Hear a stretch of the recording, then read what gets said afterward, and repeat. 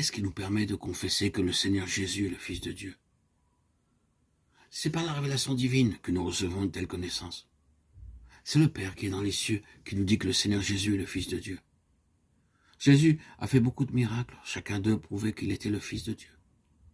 Cependant, les hommes n'ont pas déclaré qu'il était le Fils de Dieu parce qu'ils avaient vu les miracles qu'il avait faits. Beaucoup de ceux qui ont vu les miracles de Jésus n'ont pas confessé qu'il était le Fils de Dieu. Et aujourd'hui, des hommes croient que le Seigneur Jésus est le Fils de Dieu sans même avoir vu un seul miracle. Pierre n'a pas reconnu le Seigneur Jésus comme le Fils de Dieu parce qu'il avait été avec lui et qu'il l'avait suivi plusieurs années. Non, non, nul ne peut le connaître de cette façon. Une seule raison peut expliquer comment une personne n'a pu connaître le Seigneur Jésus. Le Père a donné à cette personne une révélation d'en haut.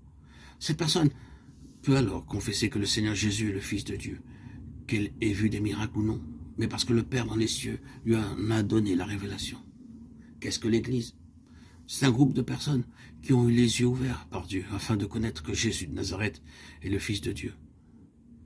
Une telle connaissance intérieure peut faire face à toutes les épreuves. Ceux qui, dans l'Église, ont une telle connaissance intérieure ne peuvent être ébranlés. Ils peuvent oublier ce qu'ils ont vu ou entendu extérieurement, mais ne pourront jamais oublier ce qu'ils ont reçu intérieurement. Alléluia. Ils connaissent véritablement le Seigneur Jésus. Dieu ne veut pas seulement que nous connaissions la personne du Seigneur Jésus, il désire nous faire connaître aussi le ministère du Seigneur Jésus.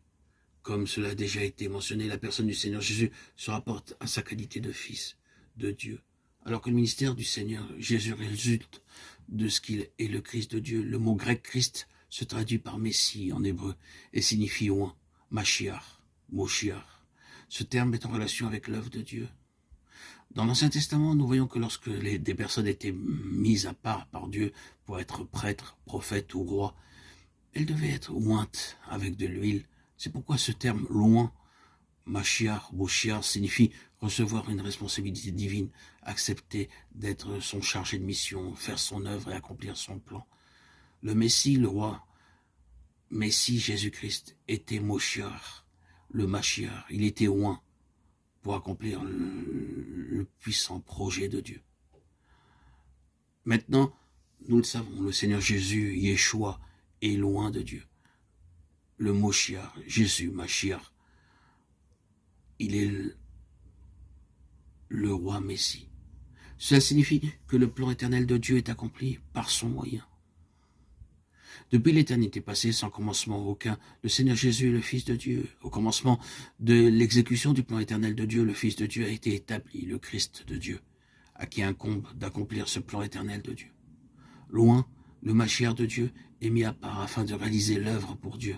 Dès lors, le Fils de Dieu est devenu l'ouvrier de Dieu, son messager, son Christ. Toutes les œuvres de Dieu avec ses exigences et ses objectifs reposent sur son Fils.